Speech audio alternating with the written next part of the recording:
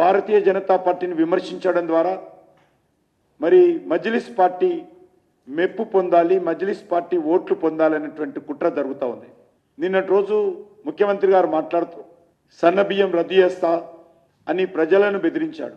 ఇది ఓడిపోతామన్నటువంటి ఫ్రస్ట్రేషనా లేక Congress party mark రాజకీయమా తెలియజేయాల్సినటువంటి అవసరం ఉంది. ముఖ్యమంత్రి హోదాలో ఉన్నటువంటి వ్యక్తి ఒక అసెంబ్లీ ఉప ఎన్నికలకు సంబంధించి ఈ రకంగా బెదిరింపు రాజకీయాలు చేయడము ఎంతవరకు సమంజసమో చెప్పాల్సిన అవసరం ఉంది. ఈ ఒక్క సీటుతో ప్రభుత్వం కూలిపోదు, కానీ సంక్షేమ పథకాలు వాళ్ళు చేస్తున్నది ఒకటే ఒక పథకం, ఫ్రీ బస్సు. మరి సన్నబియ్యం ఏదైతున్నదో అది కాంగ్రెస్ పార్టీ పూర్తి స్థాయి పథకం కాదది.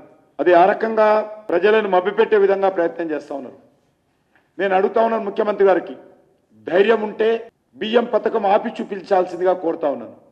బియ్యం పథకం మీ ప్రభుత్వానిదా? బియ్యం పథకం ఇది దేశమంతా అమలు చేస్తున్నటువంటి కేంద్ర ప్రభుత్వ పరిధిలోని పథకం.